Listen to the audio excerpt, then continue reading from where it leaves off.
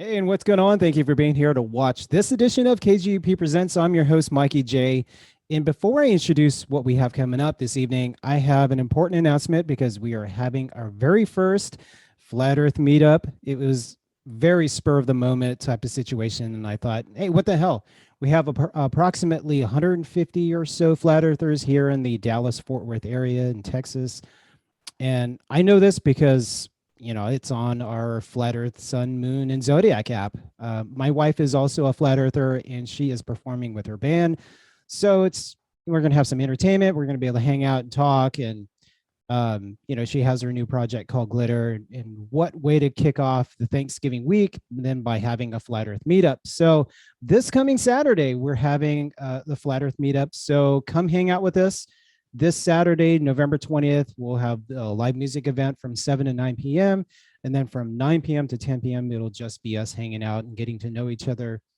I also will have copies of the Living Will and affidavits. So if you want a copy, I will have those with me.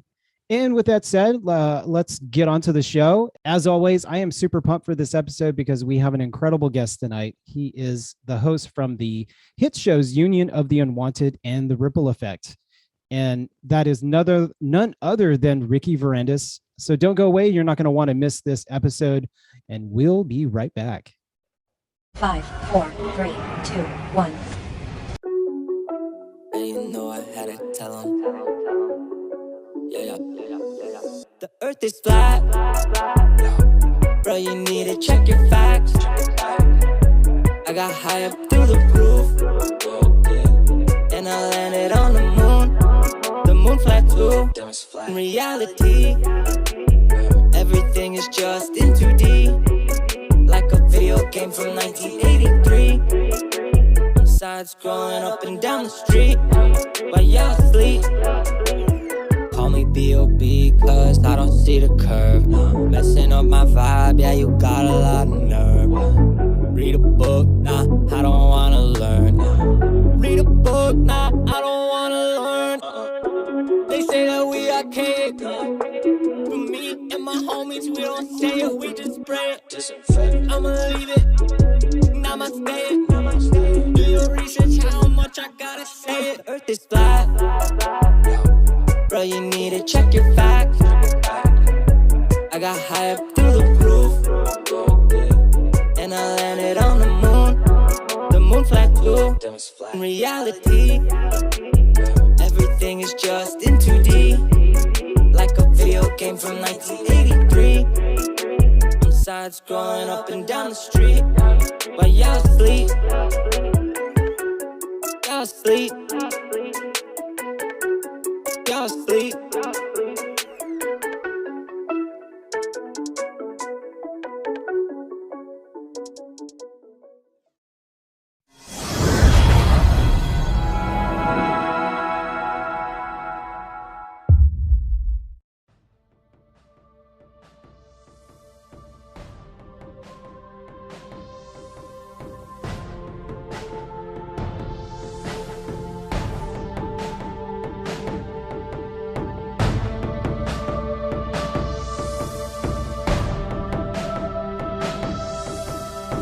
Believe in the ripple effect.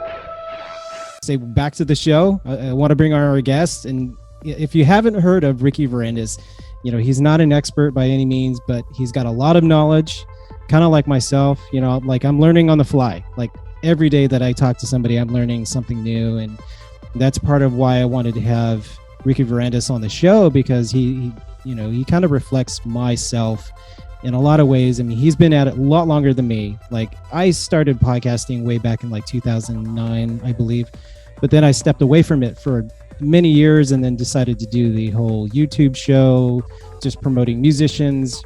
But I found myself not getting any satisfaction from it. And I was like starting to get really into like the truther movement, to the conspiracies. And that was where most of my attention was. And so before I go on this whole ramble of my intro, I want to go ahead and introduce the man of the hour, the man, the myth, the legend, Ricky Varandas. How you doing, my guy? Hey, thanks for having me. I really appreciate it. But by the way, I love your setup. I love the colors. I love the logo. I love everything. It's so cool. And the orange mic, that's awesome. Oh yeah. Actually, my it's my wife's mic, and she wasn't using it for anything. So I was like, I'll use it. Yeah, no, it's cool. I love the colors. I mean, I don't know if you've seen like the new logo well, it's kind of newer that I've been using, the like Hulk smash logo for stuff. Yeah. And it's same thing. Like I love when the artist designed it. I love the colors. And there's, I like the old logos, but everything's like plain and like kind of black and blue. And but I like just logos with bright colors, and it just catches your eye. So not to turn the interview around on you, but how'd you come up with the name and the theme and everything? It was based originally on my original podcast because it was called The Great Unknowns Presents. And I had that show I did about 100 and I don't know, 70 episodes. I'm probably way off. But that was, it feels like a lifetime ago. And I stepped away from it and then launched KGUP FM, which is kind of like KGUP was Great Unknowns Presents. And so it just kind of stayed that way. And then when I launched the show in 2018, I just stuck with it and just called it Presents because I'm presenting whatever is on the show. So that's how the name came about. And the logo itself, I've always been, I was like always a NASA fanboy. And it's kind of funny because I'm more of a flat earther. I don't like to label myself as a flat earther, but I kind of am because I don't believe anything, that NASA puts out anymore. Because I've compared the data and like watched all these like studies and like listened to like Yale lectures and stuff. And MIT had recently done a test because back in 2004, NASA had protested that they could go at speeds of like 24,000 miles an hour using ionic propulsion. And so MIT did a study and they tried to replicate what they could possibly do and how to travel in space. And then another independent researcher did the same test.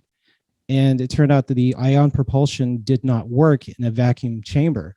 So this whole idea that, you can fly in space and then have, they claimed that the ionic molecules would be so slow that it would take a long time to catch up to that kind of speed. So it would take, weeks or whatever.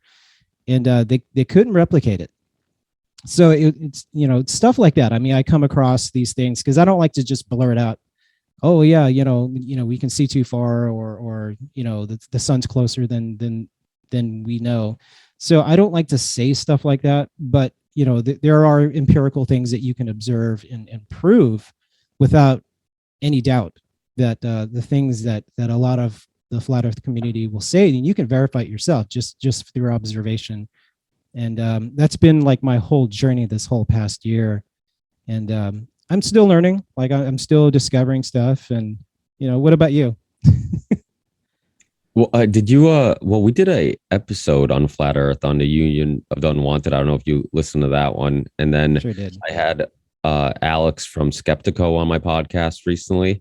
Yeah. And we got it. Did you hear that one? Yeah. Yeah. I think I've heard all your episodes. Oh, thanks, man. That is awesome. Well, first of all, you've been doing it. So you started a podcast in 2009. Yeah.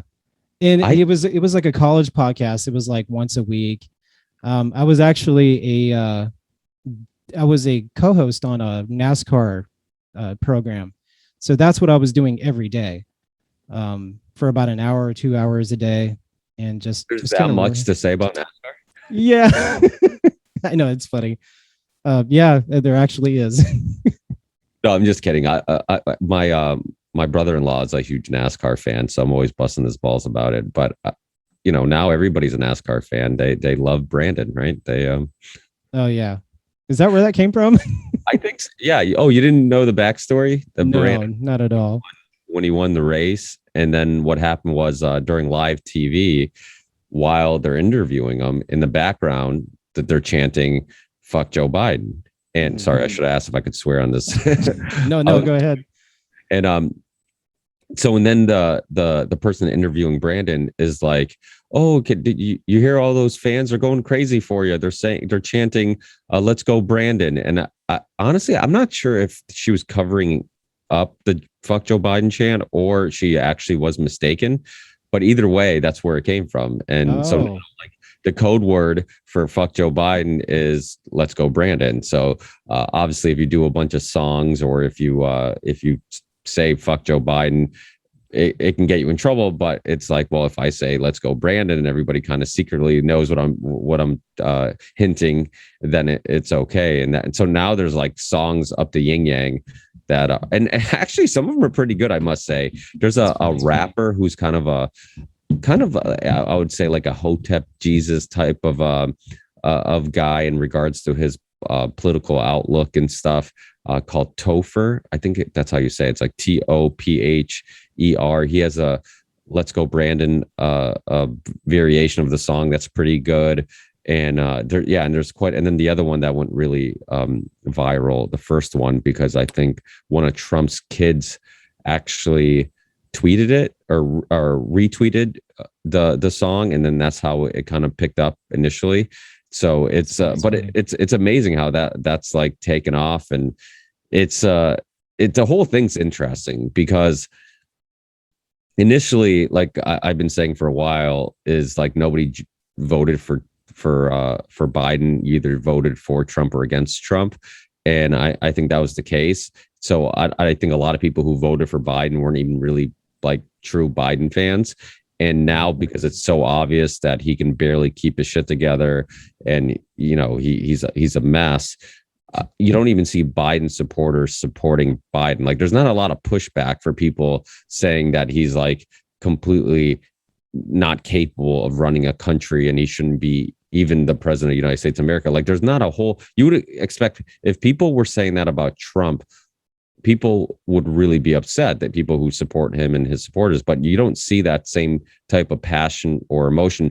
I think the election time of year just brings out people's emotion and passion. Like you get really fired up and you get really caught up in politics, but you just don't see that. And so it's wild. It almost seems like the supporters for Trump are more active and more passionate for Trump, even though he's kind of not really relevant in the news at the moment, even though his new social media platform and some of that stuff and all the conversations about him possibly running again.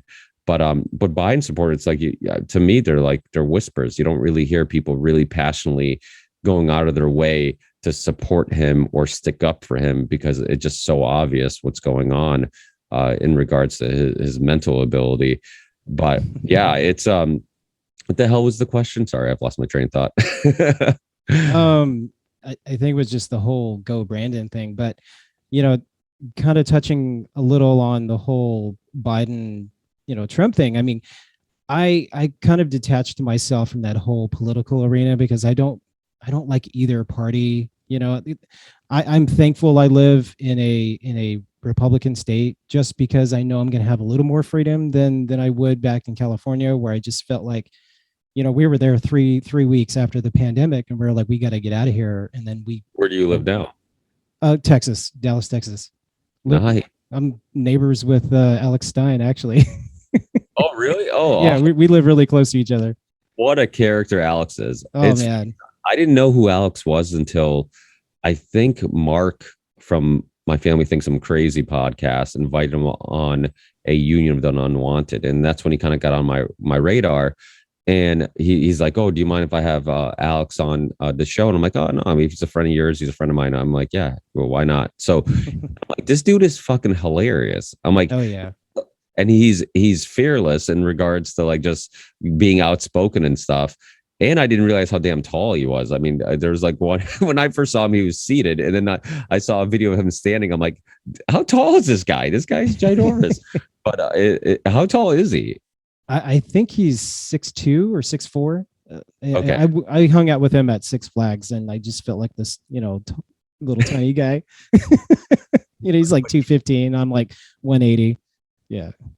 Yeah. And so he eventually had to be on his show, and he's just a super honest, fun to talk to guy. I can see why and he's hilarious. Like, and I think people really enjoy just silliness and honesty, and especially in like the world that we live in, where a lot of the stuff we're talking about can be depressing and kind of down.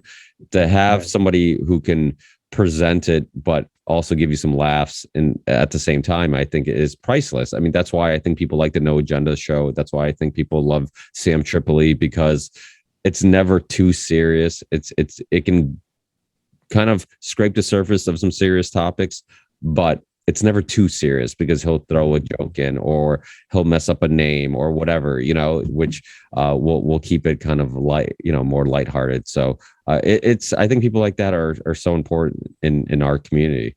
Yeah, Sam's great. I discovered him through Alex Stein as well, but when he had you on the show, that's how you got on my radar, and I just started watching your Union of the Unwanted, and then I discovered you had the ripple effect, and I was like, oh, this is really cool because it's just you and usually a guest, and I like that one-on-one conversations, because sometimes the multiple guests, they kind of overlap, or you go on everyone goes on these like tangents, and it's great content, but me personally, I just like the one-on-one conversations. It's weird because as many people have been on that show, we've only had a handful of guests that were like, okay, we gotta like cut them off, or we gotta find a way to like, have them just share the time a little better. But for the most part, it works pretty damn well. We always talk about that, how like it seems like it takes a lot of just, I don't know, just us organizing things and being strict with like time. And it's like, we don't really do any of that. Like we tell people like, hey, just try to be polite in regards to time. And a lot of times we don't say jack shit because everybody's kind of just running around, and then we're all hopping on, and then we're like, and Mike wakes up early in the morning. So he's always like, it's almost 7, let's go live immediately. And I'm like, you don't want to wait around a little bit? And he's like, no, just go live. So we go live, and people jump in, so they don't need, you don't even have the opportunity to give them like a briefing on what's going on. But I always tell people too on the show, like when I'm emailing and giving people the invite, I'm like, listen, like jump in when you want, jump out when you want. I wanted to make it like a alternative media hangout. So it's like similar to like when you're hanging out with Alex or whoever, and you're at the bar, and you throw out a text to a couple buddies, and you're like, hey, meet us here if you can, we're going to be hanging out, having a drink. And then you have the buddies that, will show up late, the ones who show up early, the ones who said they're going to show up and don't show up. Like we get all that in the Union of Unwanted. I have people who I didn't know I forgot that I emailed that end up showing up. And then I have people that I'm like, oh, he's definitely going to show up, and they don't show up. So it's like, it really is just a hangout. And and it's cool because it kind of has that vibe. And for the most part, people in the alternative media community are like super polite. And even though there's been disagreements on the show, which I love, I mean, I think that's a huge part of it. I brought up Alex from Skeptico. I mean, anytime he's been on, one thing I've always liked about him is that if he disagrees with somebody, he doesn't do the easy thing of like, oh, let me just kind of stay quiet and not like share my thoughts. He kind of, he's willing to step up and discuss his disagreements. And as long as you can do it politely, I mean, I think those are the best parts of the show. Sometimes it's when people, they have their ideas challenged and are willing to challenge ideas and have their ideas challenged. And in the process of having somebody have to really explain why they think a certain way, or why they feel a certain way, or why they have a certain perspective, that's when you really get to the meat of the conversation, and you get a really much better explanation, or you end up figuring out that maybe it's not really a well thought out perspective, and exposing that is important too, and so yeah, I mean, as long as people are polite about it, I think those are the best type of conversations. You don't want to just gather a bunch of people who agree with one another. I mean, that's why even at the end of 2020, going into the election, I invited some people that were a little bit, outside of what many of us were saying. I had Greg Palast join us on an episode of the Union, the Unwanted, which went exactly how expected, and everybody kind of turned on him a little bit. Well, I shouldn't say exactly. I expected people to be polite and disagree with them, because I knew there's going to be some people who disagreed with him. But I think Greg people like Greg Palast at that time, he got some shit like he was the enemy. And I'm like, Greg's done a lot of, you might disagree with him politically or it's, his ideologies, but he's done some great work, as a journalist who exposed a lot of corruption, and he's had some great documentaries and some great books. The problem with, I think, people who expose corruption, and not to pick on Greg, but just using him as an example, is that it kind of reminds me of, like, I was thinking about this today, and you talking about being into music and whatnot, like Rage Against the Machine, right? Like they're Rage Against the Machine, Greg Palast, like they're all for like democracy now, same thing, like that show. I grew up watching it, and I'm always like, yeah, but I'm like, are you going to expose anybody who you might disagree with, their philosophies or ideologies, somebody who's maybe on the right or on the left, and is that, like, people like Rage Against the Machine, Democracy Now!, Greg Palast, they do great work in exposing corruption, but only corruption from the other side. It's like they don't look internally into their group and people who share the same ideologies to expose them. They only want to expose other people. And which is okay too, because as long as it's somebody like you or me who's like, okay, I don't care who published it, but if it's a good article exposing some type of corruption or conspiracy, I'm not going to dismiss it because this person published it. And I mean, too often that is the case where you share an article and they're like, oh, well, yeah, screw them. Like, that's a right-wing publication or that's a left-wing publication. It's like, well, can we just look at the evidence or look at the information? Who cares what publication is? All you're proving is that they might have not exposed something for moral reasons, or at least strictly moral reasons. They might be doing it only because they want to expose the other side, the other, political party. But if it's true, then what does it matter? And I think that's important. I think a lot of people just don't want to face the truth, and they don't want their paradigm in place in their societal whatever construct that they've built around themselves. They don't want it to be shattered because they don't want to have this realization that their life was just a big lie. So they just tune everything out. I mean, it's just like, Alex, when he was on your show, I can't pronounce his last name. It's the I can't either, and that's why I avoid saying his last name.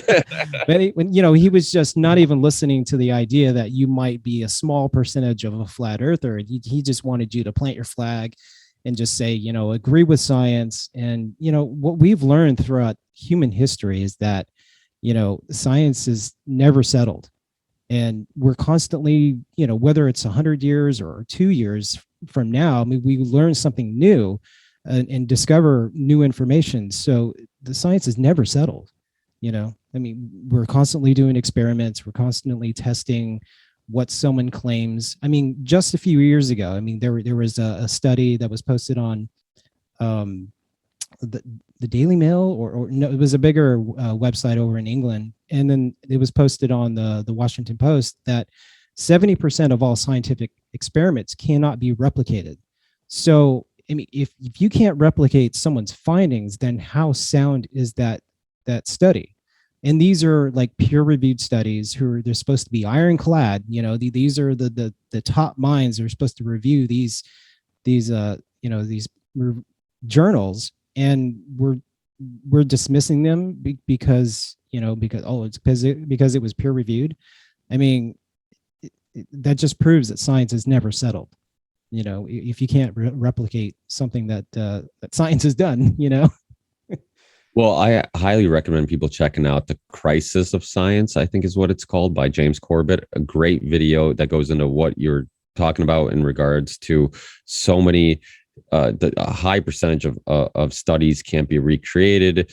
All the fake peer review stories or studies that get published, and then they come out and are like, listen, I created this just to expose how easy it is to get something peer reviewed. So it just, yeah, I mean, without a doubt. I mean, the thing about Alex is it boggles my mind when I meet somebody who's so intelligent and so open-minded with so many topics, but and then you find like a flaw in their thinking. Like you find that like that thing where like, wait, I don't get it. You told me that you're a fan of David Icke. You told me you're a fan of Rupert Sheldrake, he's been on my show, and he's not a mainstream scientist. Like, this is a guy that many of his colleagues and people in the mainstream scientific world consider pseudoscience. I think I even pulled up like the Wikipedia page where it's like the first paragraphs. Not that that means anything, but it's just like Wikipedia is the mainstream. They're not right, but they're kind of a reflection of what the mainstream is thinking or how they're labeling somebody. And it says he's pseudoscience. So that's like, like, that's okay. You know, that's okay that you to like those two people who aren't mainstream. And now you're saying like all these, he's not, Tom Cowan's not mainstream, or whoever isn't mainstream, and it's not backed by mainstream scientists. It's like, well, I don't get it. Like in certain topics or certain people, you're okay with I guess exploring or entertaining their not so mainstream ideas. And then with Tom Cowan or the flat earthers, you decide that like, no, this is so fringe that I won't. I'm like, what's more fringe than the reptilian whole theory, that David Icke for a long time couldn't get rid of, like just how that whole theory was just constantly just how people label him as the reptilian guy. And it just, to me, it's like, okay, if you're open-minded enough to think that we could be reptilians or, some form of reptilians and all this whole, I'm like, why would flat earth be incredibly impossible for you to even entertain? Why would it be so ridiculous that you get upset about it? Why would Tom Cowan, and his views or his perspectives on science be completely outrageous? I mean, you talked about when I was on Tinfoil Hat podcast, and that was before 2020. And I remember when I was on there, Sam Tripoli and I were talking, and he's like, oh, what do you want to talk about? What do you want to come on and talk about? And I'm like, I don't know. I'm like, I'm not like you said in your intro, I'm not an expert in anything. I'm just a curious person who's into a lot of different things. But I told him, like, one of the things I'm most passionate about, and one of the topics that I constantly go back to on the Ripple Effect podcast, is I talk to nutritionists, I talk to doctors, health experts, and people exposing why the fuck we're so unhealthy, and all the money and chemical companies and big pharma that are selling us the bullshit that's creating these unhealthy people that are, diseased and sick and whatnot. And when I was on there, that's what I talked about. I'm like, so let's just do a show on big pharma because and health and nutrition, because those are topics that I really don't need to think too much about. I've focused so much of my life kind of examining that it'd be an easy topic to discuss. And I remember when I had Sam on, we talked about, or when I was on Sam's show, we talked about that documentary, Making a Killing, about the DSM and how that's all nonsense, and all the psychological chemical imbalance terms that we use that aren't scientific at all. And Sam was so unaware. He didn't know about any of this, and it hit me. I'm like, holy shit, there's so many people out there that just don't understand how dangerous the pharmaceutical industry is, and the pull that they have, and how, people talk about flat earth, people talk about all these things and how like everything's an illusion. Well, when it comes down to health and nutrition, it absolutely is. Like it's all a illusion that's been molded by corporations that are benefiting by pushing these things that we call food that are barely food, and Right. and medicines that don't cure anything and only treat the symptoms. And we've been just conditioned to accept that that's the way you handle issues, which is just like mind-boggling when you think about it. Like the idea that I never really get to the root cause of anything. I have a symptom, they give me a pill to deal with that symptom. The root cause of the issue never goes away. I stay on this pill forever, and this thing has its own side effects, which eventually will lead me to have to take more pills. And yet I never think twice about this for-profit industry that is benefiting from me being sick and would have zero benefit from me actually being cured. Like to me, it just makes perfect sense. And when you look at like Bigtree, and Bigtree, I don't even know what he was doing when I started my podcast. He definitely wasn't podcasting. He was probably still working at the doctor's show. But I had Dr. Gregory A. Smith on my show when we first started, who did a great documentary called American Addict. And I had Dr. Burzynski from the Burzynski movie, which was really like breathtaking when you look at his story and how he was actually having success treating cancer, and yet his treatment, which had like basically zero side effects. Nobody had any negative side effects to it. I saw that documentary. Yeah. I mean, it pulls at your heartstrings when you see these people who are alive because of this guy, and his treatment is not FDA approved, and you can't go to unless you're terminally ill, and you can use what they call experimental treatments. And yet, like, it's completely legal for us to do chemo and radiation, which radiation causes cancer. You're fighting cancer with something that causes cancer, which is why the likelihood of you getting other types of cancer increases drastically when you beat cancer with radiation. My mother-in-law is a perfect example of it. She beat breast cancer with chemo and radiation, and then I don't know how long it was. Maybe it was a year or two later. She didn't feel good. Went to the hospital. Rushed herself to the hospital because she wasn't feeling well, and she had nobody to bring her. And they found cancer everywhere. It wasn't the same. It wasn't breast cancer, but it was a different type of cancer, and they found cancer everywhere. Then they put her on radiation, chemo and radiation again. Jesus. And she got so weak that they're like, hey, we got to get her off the chemo and radiation because she's so weak. I don't think she can handle it. They get her off it. What happens? Within 24 hours, she's looking better, feeling better. Then within 48 hours, they're suggesting chemo and radiation again. And they're like, hey, she looks like she's healthy enough to start the treatment again. Like, they're all completely excited about starting the treatment again. And I'm just like, do you guys not see this trend? And it was a trend that happened again. She got weak, and to the point where she was so weak and dying that they had to stop the treatment because it was going to kill her before the cancer did.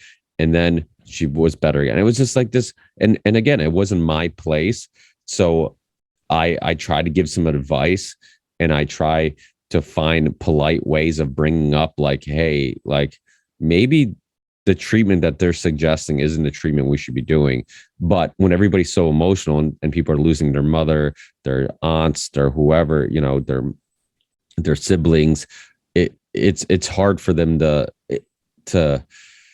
it's hard to find a good time to bring this up and to talk about it. And it also makes it difficult because I'm not an expert in anything. And there's a person in a white coat with, a PhD on the wall that's telling them things that I'm not telling them. So it's like, why would they listen to me? It's like, if this person's saying that these are your options, then they assume those are your options. And that's why if you do listen to many of my shows, you're probably sick of me telling this story about Jim Abrams, but it kind of relates. That story was important because Jim Abrams, who for people who don't know, is the filmmaker of Naked Gun and Airplane and all those hilarious movies. Yeah. When his son got sick, and this was at the height of his career, when he had money, he had resources, he knew people, he was hung out with celebrities and whatnot.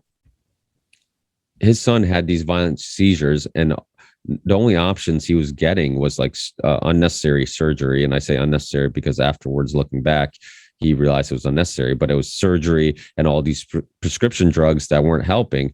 And doing his own research, he ends up running into this John Hopkins study where they found that putting your body in ketosis can cure these kids of these seizures, which was like, what? Wait, I can just change his diet. I can make his body run off fats instead of glucose as an energy source, and I can cure this. And I think it had something to do with, now I don't remember, but I'm going off memory, but I believe it had something to do with the fact that his brain couldn't process glucose as an energy source. So giving him ketones as an energy source kind of fixes the problem. And he ends up curing his son of these violent seizures, which he had for a long period of time, and probably caused some long-term physical and mental damage because of how violent they were and how long he had them. And he went from being excited to upset that nobody told him that this was even an option, because he had the same issue that my families or my in-laws had, where they see a guy with a white coat with a PhD and they assume, like, if he's telling me these are my options, these must be my only options. And little did he know there were other options. And then he started the Charlie Foundation, named after his son, and just does research on these type of topics. And so that, and the reason why that story is so important, I keep repeating it, is because we have to snap out of this mindset that this person who we call expert has all the answers. And if somebody who doesn't have a PhD and doesn't have a white coat and didn't go to a university to study this, and we don't label as an expert, suggested something, you should dismiss it. Like, no, I mean, you shouldn't dismiss it. And we live in a really awesome time, because somebody like you or myself who aren't experts in anything, we have access to all the same information, or at least the majority of it, as the experts. So overnight, we could decide we want to learn everything that there is to know about the ketogenic diet or these violent seizures or whatever. And next thing, or the DSM, and how they, decide that somebody has a chemical imbalance, and find all this information, get all this research, and really be pretty informed about these topics without ever having to step in a university's classroom. So I mean, that part is awesome. When you started podcasting in 2009 and when I started in 2013, it was much easier to find that information, especially when it came down to big pharma and kind of homeopathic doctors and researchers and people who had just researched natural remedies and stuff. I remember like one guy I ran into, a lot of his research, and a lot of people would constantly talk about, was Dr. Max Gerson. Max Gerson was a German doctor who talked about all these diseases and sicknesses that he cured people of just naturally by changing diets and taking herbs and whatever it may be. But now that type of research is almost impossible to do on the web. Like, you really have to know exactly what you're looking for, who you're looking for to find it, because you can't just go on Google and just search like, okay, natural cures or whatever. I remember even the filmmaker who did 9/11, A New Pearl Harbor. I'm not going to say his name because I always mess up his name. It's like Massimo, the Italian filmmaker. He had a great documentary called Cancer Cures or Forbidden Cancer Cure, something like that. And it was you could find, at the time, you could find all these documentaries on YouTube before they really purged it of anything interesting. But I remember it had all these documented stories of people who had success curing people of cancer and other diseases. And once you get those names, or once you get those treatments, and you can specifically search for those things, and you do the background check and you look into those stories, you're like, holy shit, this was a real person. The story really existed. There are actual people who claim that they were cured of these diseases using these natural treatments. So it's just, stuff like that. It makes it so hard. You almost need to be somebody who's been around for a long time to be able to, grow up in that era where you could actually do research on YouTube and do research on Google. Because today, like, if you want to dive deep into these topics now, it's so hard. It's so hard. If you're a newbie and you're kind of like just trying to be like, okay, I'm hearing all these conspiracy theories. Let me see if any of them, if there's any substance to them. If there's, and you look into it and you're like, okay, they're all fucking crazy because I can't find any of this stuff that they're saying. It's like, well, they're not crazy. They're not, or you're not finding this stuff because they're crazy. You're not finding it because they don't want you to find it. It's impossible for it to be found. So, thank God for like Rockfin and Odyssey and BitChute and Rumble and all these alternative platforms for video, for people to look up alternative media videos. But if you're not aware of like James Corbett or Ryan from Last American Vagabond or Del Bigtree and the High Wire or whoever it may be, or even Alex Jones back in the day, he obviously gets a lot of shit, but and rightfully so, because I think he definitely has helped alternative media more than he's hurt, but he's definitely hurt us in some cases, because he did connect some dots that were kind of far apart and would say some over the top things. But when you look at like the amount of people that have been interviewed on his show, I mean, there's about I don't think there's anybody I really like that I've been into for a long time that hasn't been interviewed on his show at one point. Corbett's been on there. Ron Paul's been on there. Jesse Ventura's been on there. I mean, so many alternative medicine doctors have been on there throughout the years. Ex-CIA guys, FBI guys. I mean, his documentaries were well researched. They, it opened a lot of people's minds, and now it's like if like I said, if you're going on YouTube, like Alex is still on YouTube, our mutual friend and your neighbor. But the thing about Alex is he's really good at like, kind of tiptoeing the line and not. I think when I was on his show, he kept talking about how much he loved Dr. Fauci because he was just trying to stay on YouTube. He'll go on and, Fauci is the best thing that ever happened. And the election was the best election in the history of elections. He'll just say stuff like that. It's hilarious. Well, it's good because he's messing up the algorithms. They're probably like, whatever software they're using is like, I'm so fucking confused about this YouTube channel because I'm getting some evidence that he might be the type of content creator we want off our platform, but then we get other pieces of information that says he's not. So but the self-censoring, in a way, I get it, because the YouTubers, the people who are on YouTube, like, we need to reach them. That's why I like the fact that like Ryan from Last American Vagabond, regardless how many times he gets kicked off platforms, he'll just make a backup account and get back on, because he feels like those people do need to be reached, because there are, like I said, a lot of people who just aren't aware of these alternative platforms. So they still go to YouTube to look for it. And maybe they'll run into, your show or, Ryan's backup show or Alex's show, and they'll be the first baby steps into this world. So, I think it's smart to not completely bail on those. And I get it. I get why people like James Corbett and others are like, fuck it. Like, they don't want us there. I won't go there. Screw them. Everybody who's still using those platforms are brainwashed. But I think, unfortunately, some people just don't know. They don't know. And maybe there is a desire to want to go deeper on these topics and learn more. But unfortunately, unless they have a friend who can be like, hey, have you ever looked at Rockfin? Hey, have you ever looked at Rumble or Odyssey? They just, your first steps into researching anything will be Google and YouTube, which is, kind of sad. Yeah, and that's why I keep my show on YouTube, because my awakening was kind of like in baby steps. Like, forget all the documentaries that I watched back in like 2010 and 2011. And that was like a slow, progressive awakening. But I didn't start to really wake up until the beginning of last year, the end of like 2019, and just started just like really discovering stuff. And Flat Earth really opened my eyes to a lot of deceptions.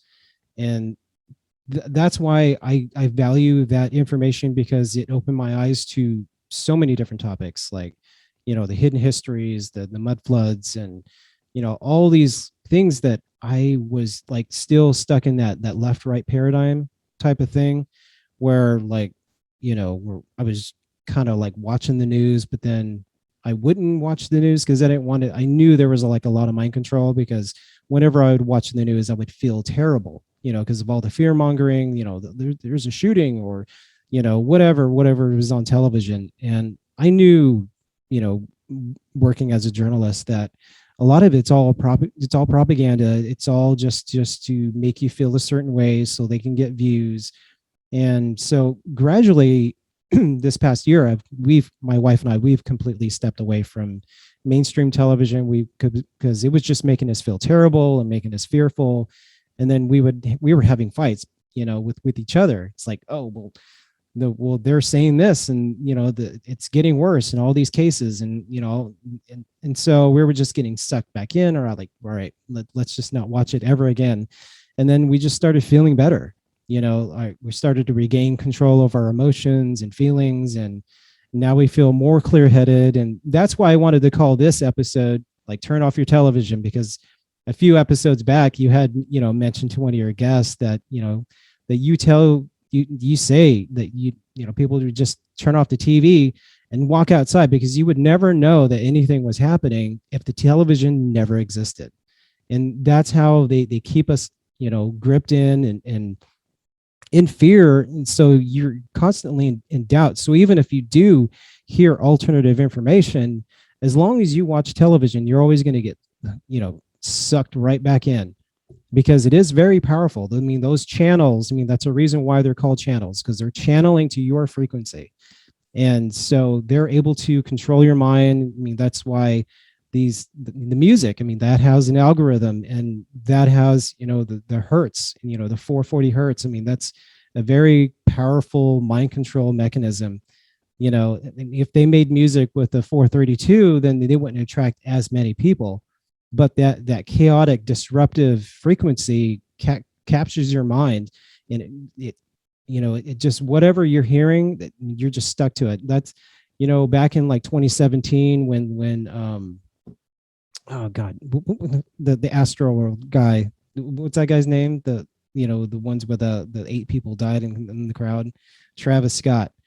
And that was like the beginning of, I started to notice, because at that time I was driving for Uber after work, and people would get in my car and they'd be listening to their music, and I could hear this tick tick tick tick tick, this tisk in their headphones. So I knew that was like a frequency that's just gripping them. And so almost all of rap music has that same hi-hat sound, and it's really just mind control. So you're, I don't know. You think the hi-hats are, because it is, every hip hop song, they do have the same type of theme with the hi-hats. Yeah. And coming from somebody who produced music, I do like the sound of them, and it does add to it. But how does the hi-hat? So is it a certain speed, or is it a tone of it? What do you think is causing it? It could be the rate, like the metronome, has a very a pace that you have to follow when you're creating music. It has that same tick. So the metronome. So, but it's a different frequency, so it's a more alluring sound. So I think that's like the basis of why people are so attracted to this style of music, and how everything is so digitalized that you can hide these frequencies so you don't even notice that you're hearing it. And if you can go on websites and you can add that filter into your songs, so whatever, you can put it on a podcast and you can add it to your podcast, and you can attract people based on that frequency. I've never done it because my podcasts are too long, so it always crashes. But I've tried it. And but there's sites that you can actually add that frequency, and it changes the whole dynamic, and people will just listen from beginning to end. And wait, so you can add that sound, mm-hmm. and then it kind of tricks people into being, it's very subliminal. Oh. So you can add the 432, or you can do the 440. Yeah, I had an interview with Music Conspiracy Guru, and he was telling me about the frequencies, and then I looked it up and I was like, oh wow, you can add that to your songs. So whatever these producers, they're able, like, especially the the mainstream producers, they can add that frequency into the track without even anyone noticing it. That's how they embed the ISRC codes, the tracking codes. So that's how the algorithms pick it up on YouTube. So if you play someone's song, that's tracked. There's all these copyright things that kind of like working together. So the algorithm of your song is picked up. So when someone goes to a concert and they don't want it reproduced, like YouTube or Facebook or Instagram, they'll just pull it down. based on the frequency that's embedded into the track. Yeah. You know the artist Enter Shikari or Shakar, I don't know how to pronounce it. They're from the UK. I had the singer Rao Reynolds on a long time ago. He was big into the Zeitgeist movement. He played like a bunch of their festivals and shows or whatever. And he was like, they're a very political band. And at the time, I probably agree with a lot of what he believed in. Now, probably a little less. But I remember talking about the frequency conspiracy with him before. I think it was before he came on the show. I'm like, hey, maybe we'll talk about this because I'm curious on your thoughts. And he's like, I think it's all bullshit. And I'm like, wait, what? Really? And so there was a documentary that I sent him, and I who knows if you can still find it, but it is fascinating because music it's almost a way of tapping into people's subconscious, right? Because it's like, definitely. Why does this, a song can move you, make you angry, make you sad, make you whatever. Why wouldn't it be able to make you listen, right? Or turn other parts of your brain on and off, what you're desiring or whatever. And if somebody figures that out, because you think sad or happy or angry, like it all has to do with like lyrics and vocal, like you can listen to a really sad song. And here's a perfect example. So a song that's not too old that I love from one of my favorite artists, The Devil Wears Prada. They have a song called Chemical, right? And it has this really like dark tone to it and like sad tone to it. I remember I was playing it with because it's a catchy song too. I had my kids in the room, and I'm like, oh, my son, like it caught my son's eye. He's like, oh, I like this song, and then my daughter's like, turn it off, it's too sad. And I'm like, well, really? She's like, oh no. I'm like, it's not. And I was like trying to convince her I'm like, no, it's not sad. It just like, I'm like, it's just kind of slow and mellow and maybe a little dark, but it's not really sad. And she starts crying. She's like, this song's really sad. She's like, it makes me cry. And I'm like, I'm thinking to myself, it's not the lyrics, because the lyrics aren't really, they're not too telling, they're kind of what he's saying or means is a little bit more of a metaphor. And I'm like, so it's like, it's not the lyrics, it's not it could be the melody, but it was the whole feel of the song that was getting her, that was, I guess, projecting these emotions. And it was a reminder of like, wow, a lot of people think like, oh, a song's sad because of the lyrics, or the lyrics are sad, or the vocals are, it's like, no, you can really just tap into something and not even know you don't even know what's doing it, right? She didn't know that the lyrics were sad. She didn't know it was a sad song. She just felt that it was a sad song. Right, and she's a 5-year-old, so it is one of those things where it starts to make sense, where if somebody, and I mean, I think we all agree that there are people out there who want to control other people, and they'll use every tactic and method possible to do so. Why wouldn't they use music? Why wouldn't they tap into that? Why not get the greatest psychologists and scientists together and say, hey, how can we use music to sway people's opinions or perspectives, or manipulate the way they feel? Why wouldn't you do that? Right. I mean, that's why, I would always, when someone would turn on some mainstream song, because I listen to everything independent music. If I listen to anything at all, it's all independent. It's all self-produced.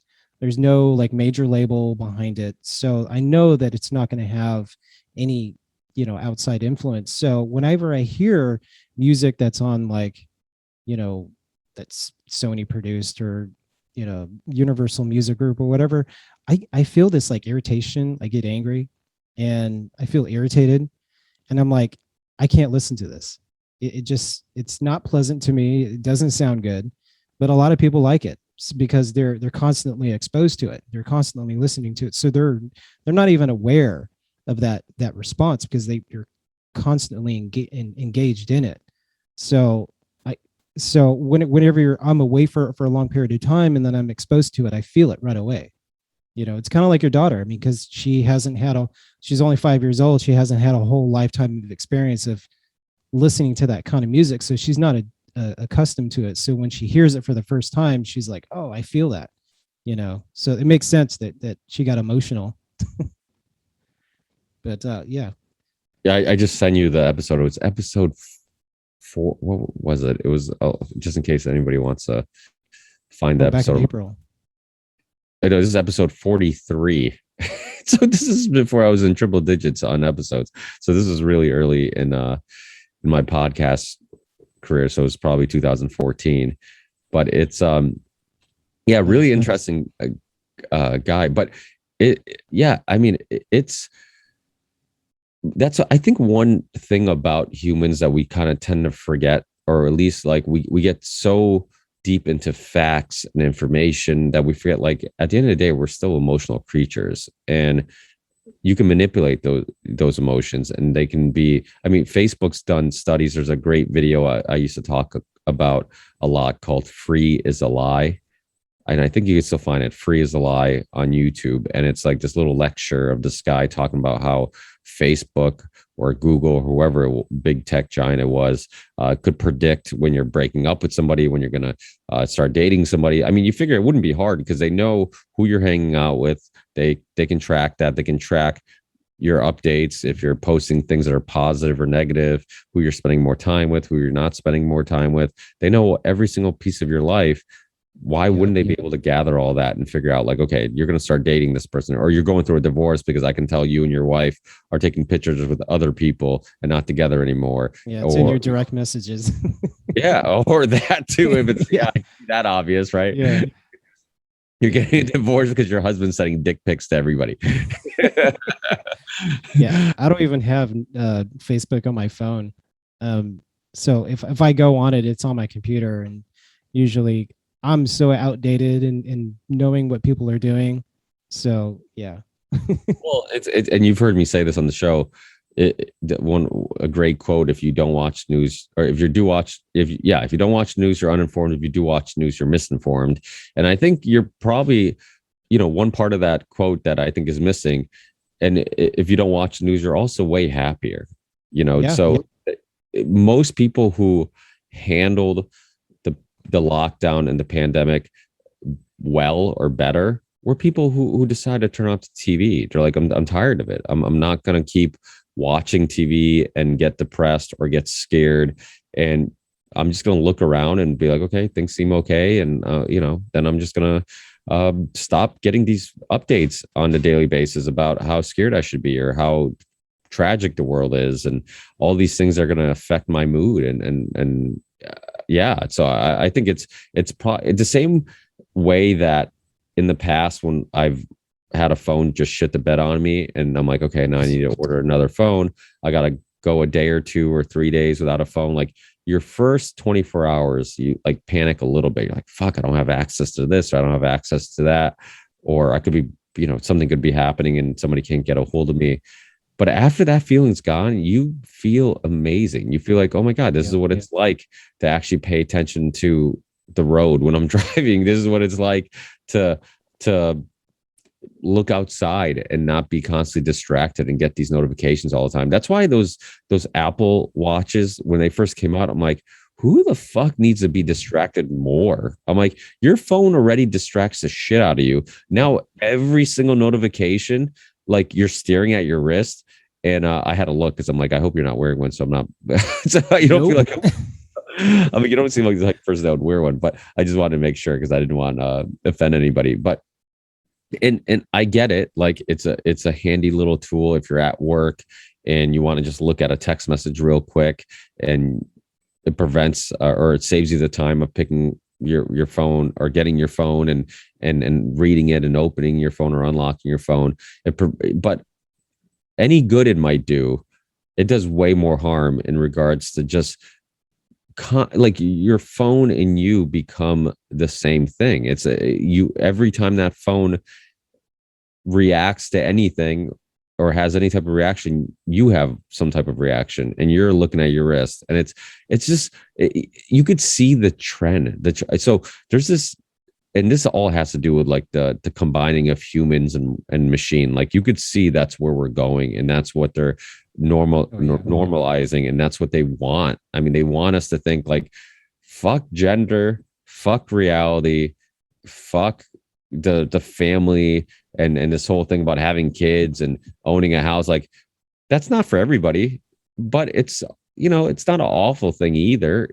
For some people that they're content with that and they're happy with that. And I think there are some things that come from caring about having a actual family and caring about others and that whole life experience, I think is important.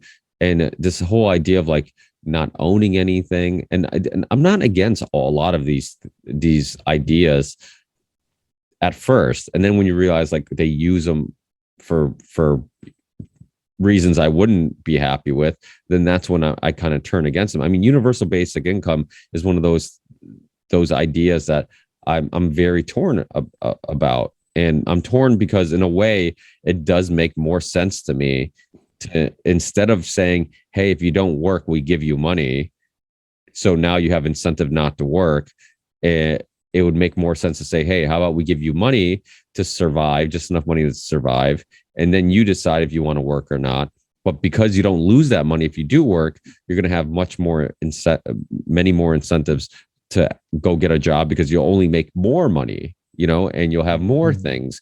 And that seems to make much more sense to me. Now, the concern is, and if you're talking to a libertarian or a capitalist or anybody who's kind of on the right in regards to economy and ideologies, they'll say, well, they're just going to use that to keep you on the government tit and to control you. And it's like, you're absolutely right.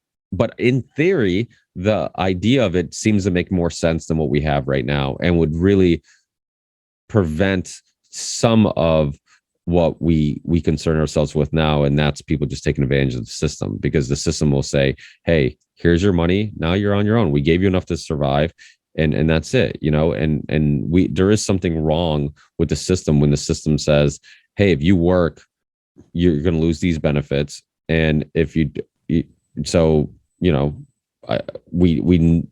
we're giving you incentive not to work, but we're going to keep doing it, doing it anyways. And I think that's a concern. And for people who argue against universal basic income, they make a lot of good arguments. But in regards to that, it's hard to argue against that. The fact that universal basic income might not be perfect, but it's definitely better than what we have now. The concern is, again, like I mentioned, is that you're giving the government more power. You're giving people incentive. Now you're not giving them incentive not to work. You're giving them incentive into being more dependent on the government and less dependent on themselves as individuals. Because now it's like, okay, even if I'm one of those people who are like, fuck it, I grow my own food, I work for myself, I don't need the fucking government for anything. Now it's like they're getting a little bit of money. Now it's like, okay, maybe they'll be more likely to be pro-government now, because now the government, even if they didn't ask for the government's help, they're getting it. And maybe that will change their psychology, change the way they look at the government. And this are all little baby steps into eventually having the mixture of government and corporations, because I like to make sure I highlight the fact that they're both one and the same thing. It's not like you can blame government or you can blame corporations.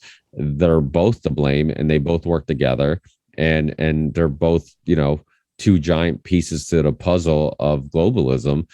So they both need each other. They both manipulate each other.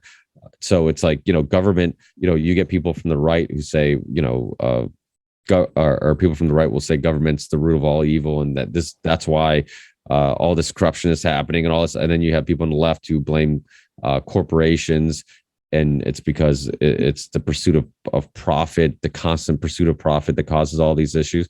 And it's like, no, they fucking both work together. Government takes money from corporations and for their own benefit, and corporations give money to politicians to benefit them. And it's like neither of them are moral, and they're both, basically trying to screw us. So it's like once you start realizing that there is no good guys in regards to corporations and government, and the only good guys are us, the middle class and everybody else below us who in poverty or whatnot, like we're all on the same team, and they're going to just try to extract as much resources and information and whatever out of us for their own benefits. Like that will be the first steps and kind of we'll stop falling for the divide and conquer tactics that they use of getting us to fight about immigration or fight about gay marriage. I mean, most people don't give a crap about gay marriage. They care about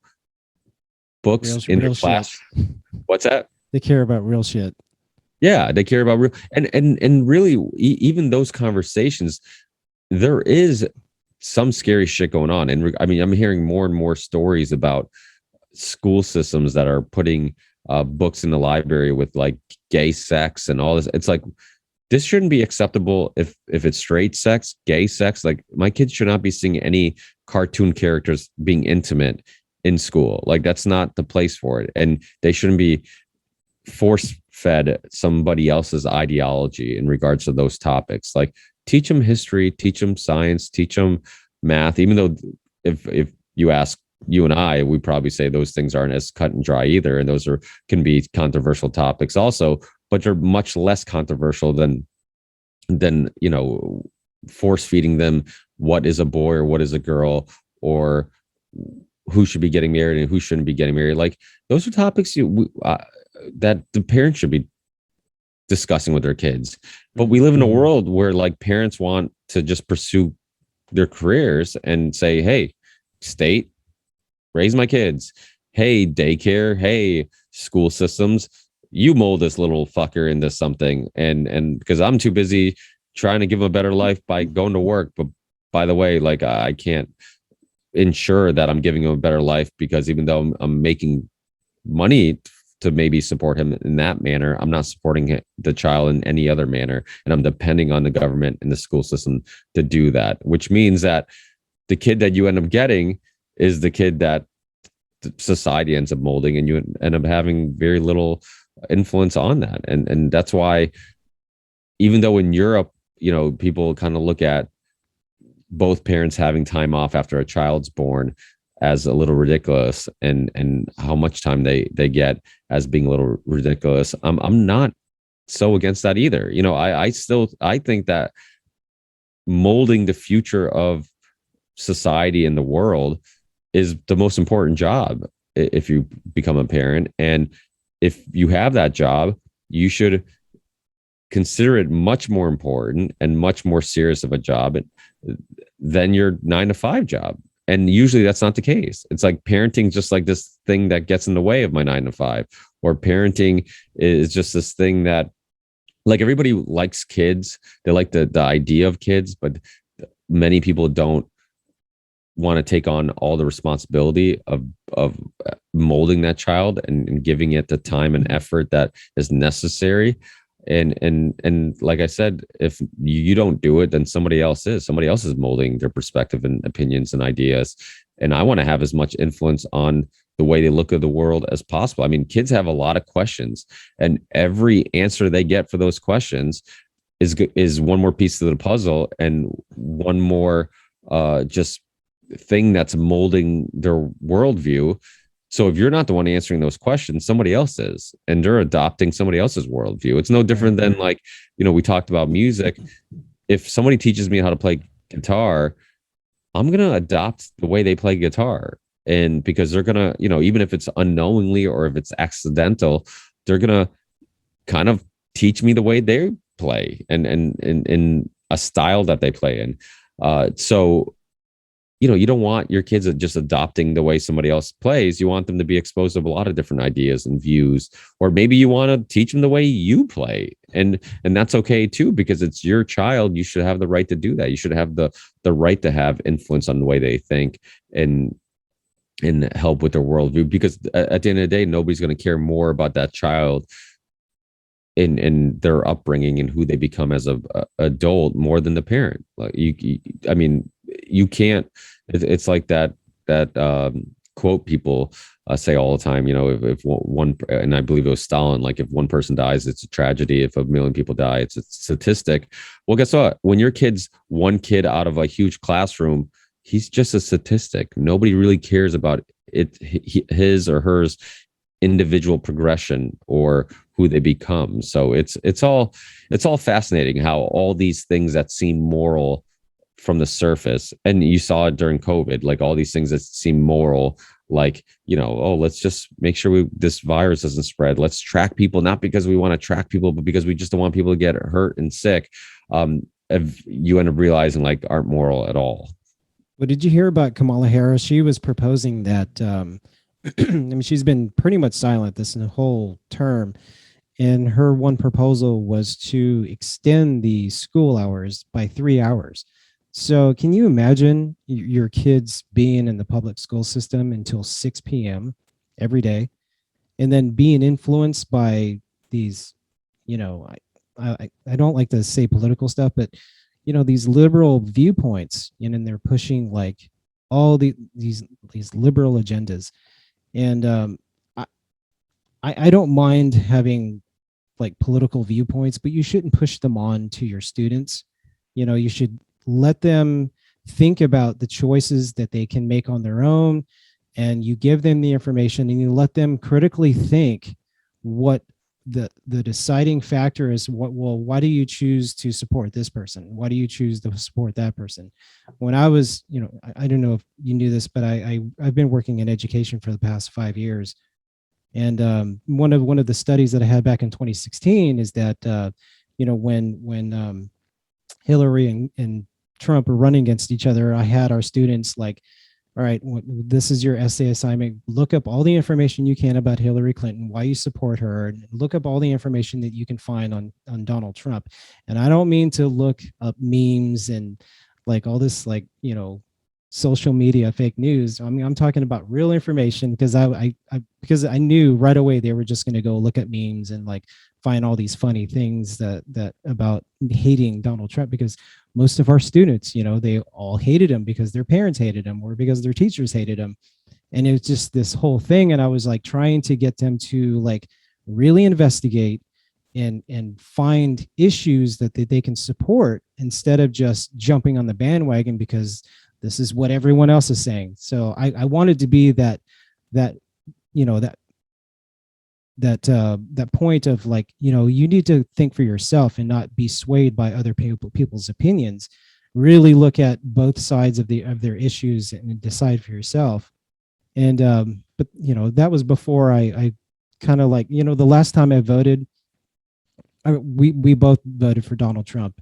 And then when we got to the voting polls and they took our ballots, they stuck it underneath the voting machine. So we didn't even go inside the ballot machine. And mind you, even everybody else who voted in the whole place, it was like they stuck it in an envelope and they stuck it in this like, what looked like a machine that was calculating how many votes there were. But there was it wasn't connected to any kind of internet, no Wi-Fi anywhere. And so I was like, okay, so these votes are not even being counted. So, and then they put our votes, who they probably saw on their sheet that we were voting Republican. So they're like, okay, we'll just stick them on the bottom. And then 90 days later, it was like the end of January, we finally got letters in the mail saying that our vote was finally counted. And I was like, oh shit, this is like definitive proof that our vote does not mean anything. And the last time I voted, well, not the last time, but I remember the same thing happened in 2008 or 2012. And they were literally putting everybody's votes in like these cardboard boxes. They're just these file boxes. And I was like, okay, where's the machines? Where's the updates? And I was like, this is such bullshit. Nobody gives a crap about what we're actually voting for. So the whole voting system, I felt for a very long time that has always been rigged, and that our votes as an individual person really doesn't matter. I think what they do is they just, they go by what you register as, and then they don't look any further. I don't know. What's your take on voting? Do you vote? I've never voted in my life. Really? Oh, good for you. And honestly, some people probably know, if they've listened to the Ripple Effect podcast and heard me mention it once or twice about me not being an American citizen. I don't say it too often because I'm like, I'm going to get deported if I keep mentioning it. But I honestly have had so many people say like, oh, why aren't you American citizen? I'm like, I don't give a shit about voting. I'm like, because I don't think voting matters. And I don't believe in, the least of two evils type of nonsense. And honestly, I think the whole system's just fucked. So if the whole system's broken, then how is me voting for somebody to play along in the system going to fix things? So it doesn't make any sense. So I've never really had an incentive in getting my papers, or I'm a permanent alien. I've been here since I was 4, so I've been here for a long time. But we would go back to Portugal every other year, or sometimes every year when I was a kid, and spend our whole summers there during school vacation and whatnot. But it was, I mean, it was just something I never did, and I never really cared to. And then as I got older and I could vote, and I started learning more about the way the world works, I'm just like, what's the point? I'm like, this is all nonsense. It doesn't matter who's in office. I have said, and we'll see. I'm like, if DeSantis runs, I would get my citizenship just to vote for him, because I'm such a fan of the way he's handling the schools in Florida by stopping funding for people who want to mask kids and all that other stuff. So, I mean, I'm sure there's some skeletons in his closet, like every politician, and he's not perfect. But he's way closer to what I like than many of the others. And I'm not sure there shouldn't be anybody out there you agree with on every issue. I mean, these issues are complex, and there's a lot of issues, and it's like, if you find, if you list off 50 issues and we agree on every single issue, marry that person because they're your soulmate. It's like, that's just not going to happen, or at least it shouldn't. Like I said, it shouldn't. If you're honest about every single issue, there's going to be issues that you're going to disagree on. You're going to have because of your influences or your worldview or your upbringing.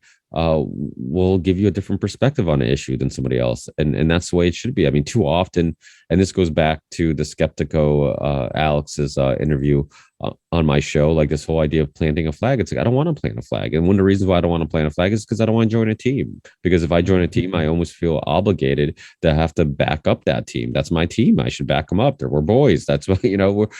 And to me, it stunts mental growth, because you end up spending more time figuring out, how do I defend these points, or looking for the things that do defend those points, instead of looking for the things that will challenge those points and maybe take you somewhere else, and that might lead you to a better opinion or perspective. And I mean, those are all discussions that people need to have. I mean, and this, you said what you're going to title this episode, and the TV thing is so important. I'm sure, have you ever watched the movie Network? I always reference it because it really is a amazing film. It's from the late 70s, I think late 70s, sometime in the 70s, and it's a great film. And if you watch it, you being a music fan, there's going to be parts of that movie that you're like, I've heard this before, because it's one of the most sampled, I think, movies in a lot of the music that I listen to. I listen to a lot of industrial music and metal music, and you hear parts from that movie sampled everywhere. I think Commie Christ, Rotor, I mean, I'm just talking out of, like, so many different artists. I think have I know there's definitely a handful of industrial bands I listen to that have sampled that film, but it's that famous segment in the film where this news anchor loses his mind, and he starts screaming, and he's like, turn off your TV, and he talks about how he's like, the TV tells you how to dress, what to think, how to feel. He's like, just turn off that TV, and he like loses his mind. And I've even sampled the parts of that movie in some of my earlier music with the Theory 6 stuff. And it was so ahead of its time, because this was like, you're talking about the 70s, and it understood the power of propaganda, the power of how entertainment could change the way we feel and think. And now it's like, I mean, it's that on steroids, because now we're never detached. I mean, at least back then, it was like, after a long day of work, you sit down and watch TV, or in the morning, maybe you watch the news. But now it's like, you just never, like I said, even with the watch thing, like, you never detach, never unplug. So it's never ending. And that movie is super important. In regards to voting, speaking of movies, Hacking Democracy, if you haven't watched it, it's a little older. It's a HBO documentary that shows how these the voting machines, how they can be used for any outcome you want. And during the documentary, there's a great journalist. Yeah, there's a great journalist. I forget what her name is, but I remember I reached out to her, and every time I reached out, she was like busy and I couldn't get her on. But I remember just how important that documentary was to show like how easily elections can be manipulated and stolen or whatever.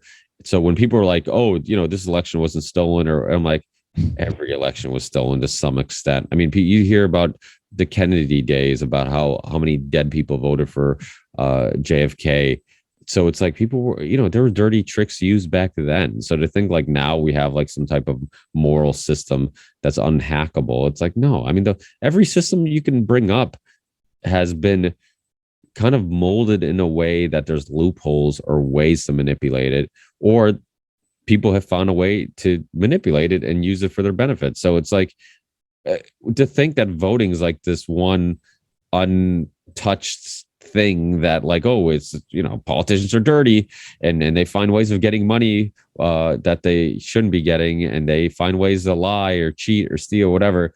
But we all agree that we're not going to touch this voting thing. We're not going to use any dirty tricks for voting. It's like it's so insane. It's just there's no logic in it. So yeah, those are some good documentaries I would highly recommend people check it, or a good documentary and then a film network I would highly recommend people. I was going to say, I think that movie, the network, that's with Faye Dunaway and Robert Duvall, I believe. Yeah.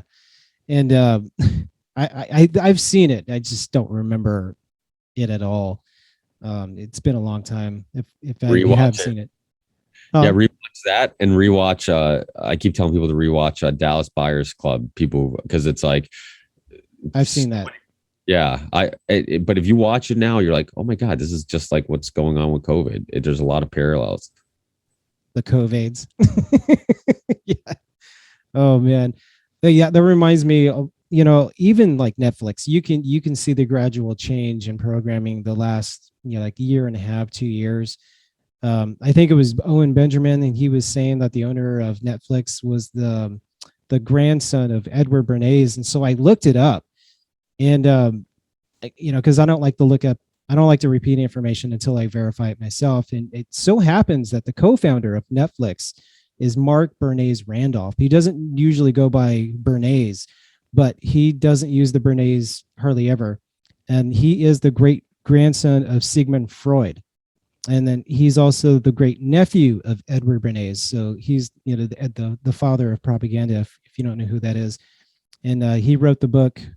He wrote two books, one in 1928 and one in 1946, I believe. That was called Propaganda. And then the other co-founder of Netflix is Reed Hastings. And his profile kind of blew my mind. He's related to Alfred Loomis, who's one of the scientists that created the atomic bomb. And then he's also related to Henry Stimson, the former Secretary of War. So Hastings is related to Loomis, the former president of broadcasting. So it's no accident these people are owners of these like mind control, propaganda machines. And so that's why they have so much power and control. And, I've talked to people who work for Netflix, and it's like one of the worst companies to work for. Highest turnover of any like Hollywood studio. And they treat everybody like crap and low pay. I mean, it's good pay, but it's low for the industry. But it's just crazy how much Hollywood and politicians, I mean, they all share a common bloodline in some form. They're only like 3 cousins away. If you look at everybody, even Travis Scott, his mother-in-law is related to the Kardashians.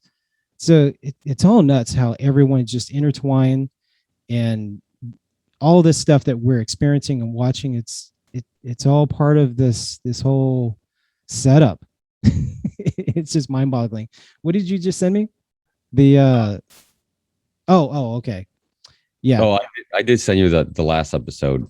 or the episode with Rao Reynolds, which the band's actually really good. So maybe it'll expose you to some interesting music, but you might disagree with him on some things in regards to, he's kind of a I don't know, not earthy, crunchy type of environmentalist, but he definitely drinks the Kool-Aid in regards to the environment. And I think the environment's like the next frontier of manipulation of good moral people who actually want to make the world better, being tricked into doing some things that are only going to benefit not so moral people. So it's like this reoccurring theme where a lot of times they find a issue that seems like it's a good issue, and then you back it up, and then next thing you know, you realize like, holy crap, like this is being used for all these other purposes. So that's something I think we all have to be like really just aware of and keep our eyes open for. Right. Well, I know we've been on the show for an hour and a half, but I wanted to ask one last question.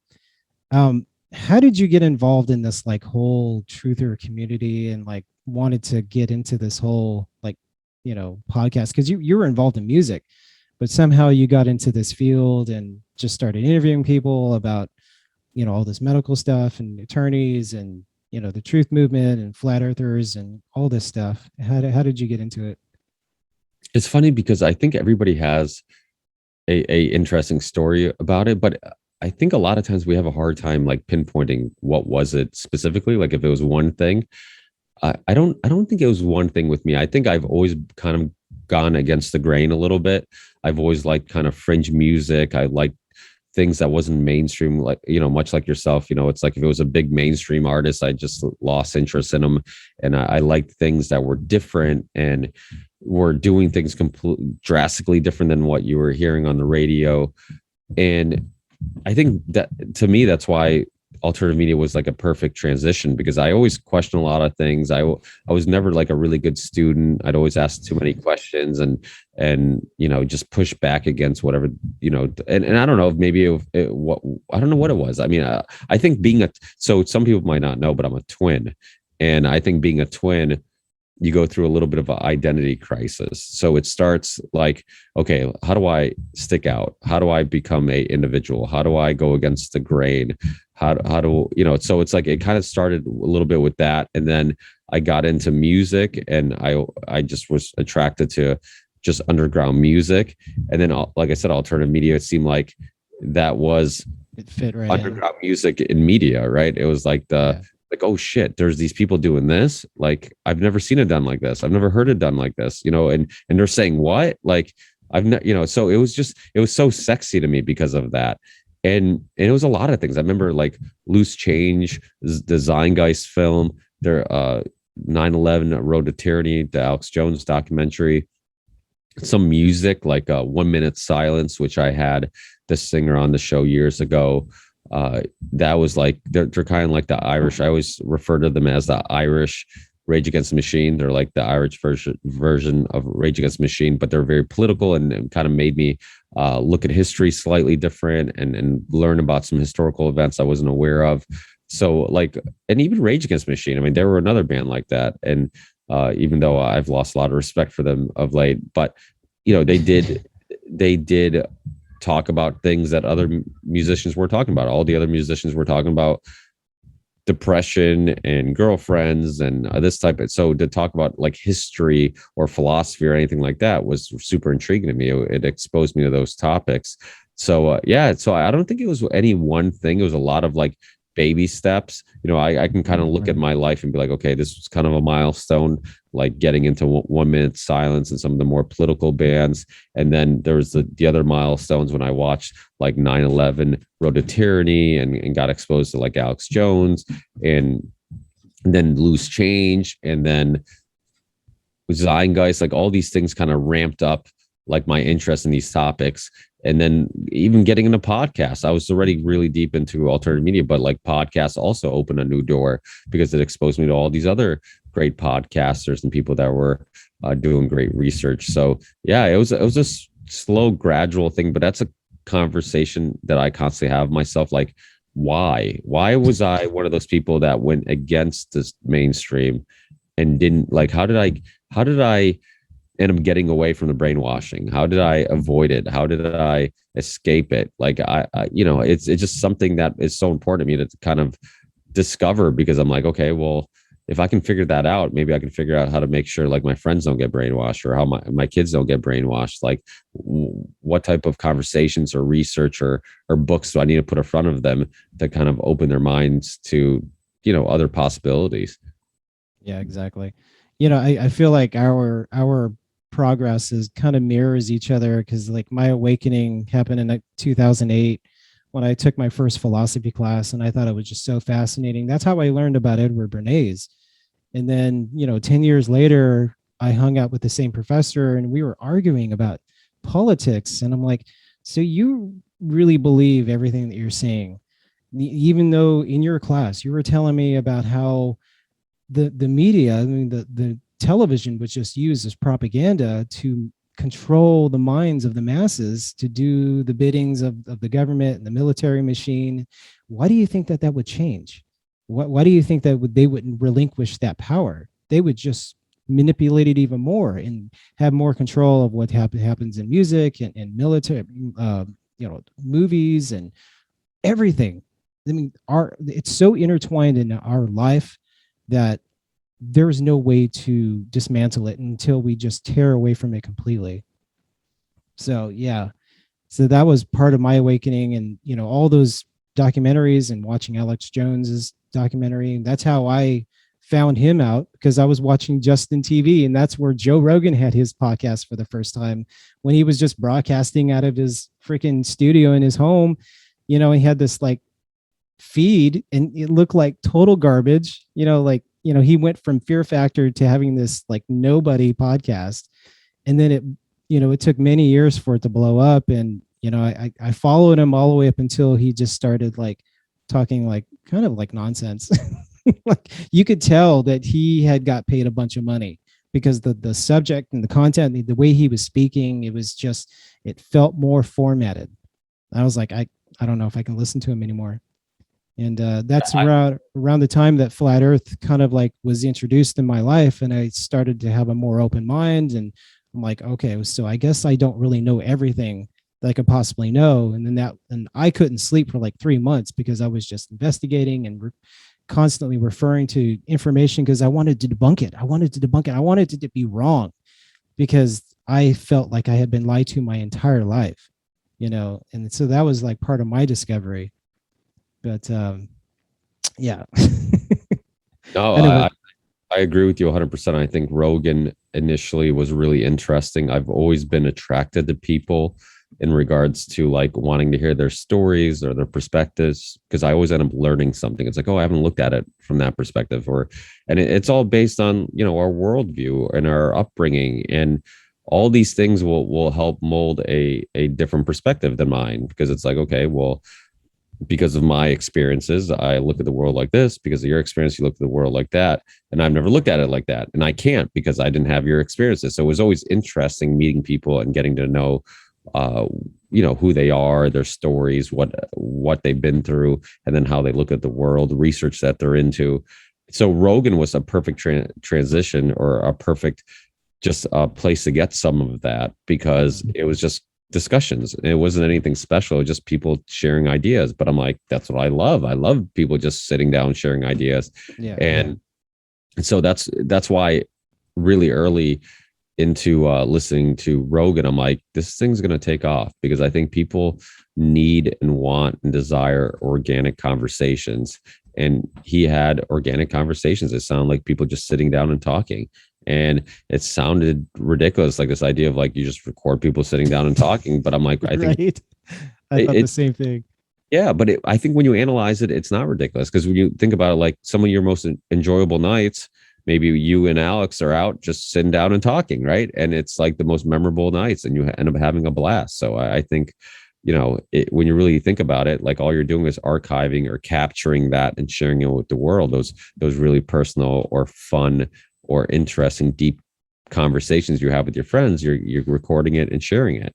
And people who maybe don't have those friends and can't have those conversations, they're experiencing it with you, or they're just enjoying going on the journey of us all figuring out what the hell this is all about. All right. Well, I guess this is probably a good stopping point. And if you want to, give out your website information and tell them like how to find you and what you're. Well, I am. Well, you used to be able to find the video episodes on YouTube. Now they're not anymore, but you can still find them on Rockfin, Odyssey, Rumble, a bunch of different places. Minds, I believe, Odyssey, Rumble, BitChute. But the audio is available everywhere: iTunes, Spotify, Google Podcast, Stitcher, any podcast app you have, you can find it. And if you go to my website, rickyvarandas.com or the rippleeffectpodcast.com, you'll have links to all my shows, all my episodes, all the places you can find my show, and more, and then ways to support the show and whatnot. So it's you just go to rippleeffectpodcast.com and find all those links and channels.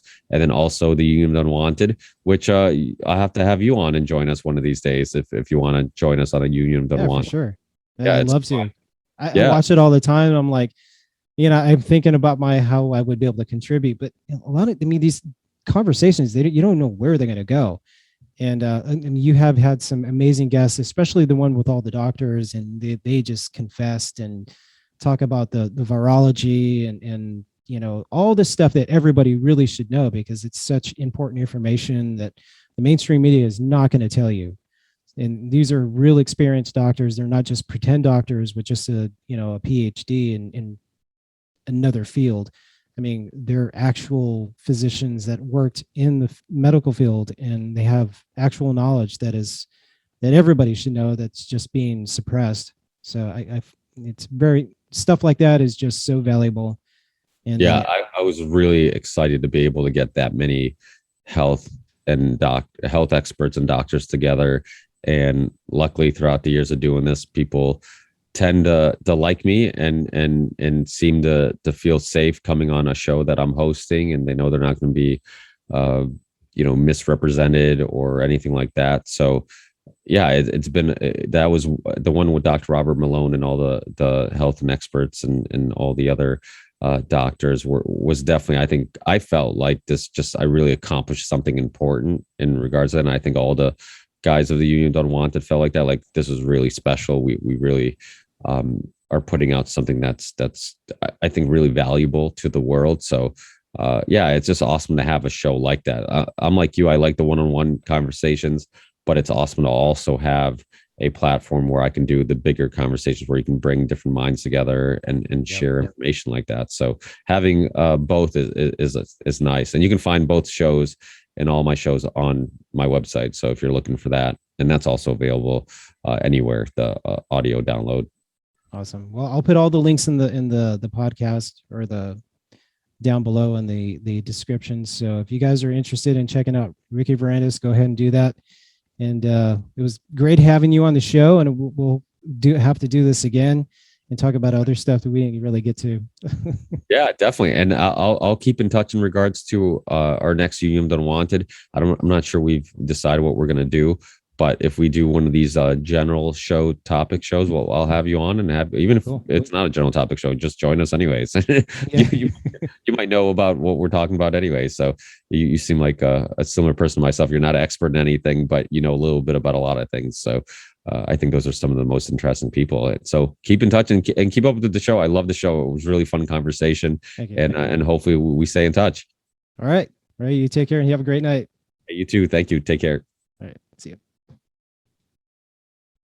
And thank you so much for watching this episode of KGUP Presents. Be sure to follow Ricky Varandas. And if you're a Rockfin subscriber, follow Union of the Unwanted and the Ripple Effect by clicking the links in the description. Next time, we'll be talking with Rose 777, and we're going to talk about some important information regarding living wills and affidavits. And we'll be digging into how Rose became a truther and flat earther. It should be a fantastic episode as always. And due to the sensitivity of, the nature of our conversation, we'll be discussing a lot of sensitive issues, regarding what's happening in our current climate. And, this will very well be our very first episode on Patreon. So you have to be a Patreon subscriber. I know I hate doing that, but because of the nature of how YouTube runs things. It's just something that we have to be cautious, and because of the sensitivity of what we'll be talking about, they'll definitely be taking it down for misinformation. So if you want to join my Patreon, it's only $5 a month. If you join for a full year, you get some exclusive merchandise and you get to do some stuff that no one else can. And if you love this show, you can support us by purchasing a t-shirt, hat, or sling bag. Just go to www.kgup1065.com/shop. The links are also in the description. And if you purchase a shirt, just let me know, and then I'll send you the link to the show and you can watch it for free. Those links are also in the description, and 100% of the profits go into running the show because it's not free. The radio station does cost a lot of money. And for some reason, ever since I started doing the truther type shows, I don't get as many advertisers. So I'm probably being shadow banned from being solicited by advertisers. So in fact, I hardly ever get any advertisers anymore. So if I do get them, they go right straight into the running of this show and running the radio station. And if you want to check it out, you can go to Google, or if you have an Android, and just say ask KGUP FM to play. Or if you have Alexa, just say, Alexa, play KGUP FM. All right. Well, thanks you so much for watching today's episode of KGUP Presents. Until next time, this is Mikey Jayy, and I'm out.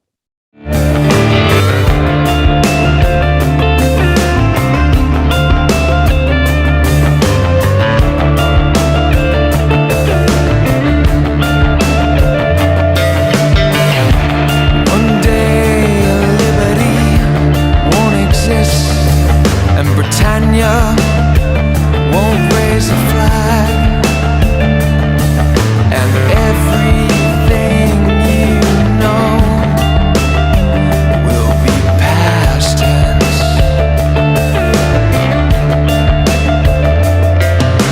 Need any help with your bag, sir? Are you checking out early again? This day you're not worried. Oh, you're not thinking about it. Thinking about it. Just sipping down your fizz and letting taste turn to delight. Take the rough with the smooth and fast food at midnight.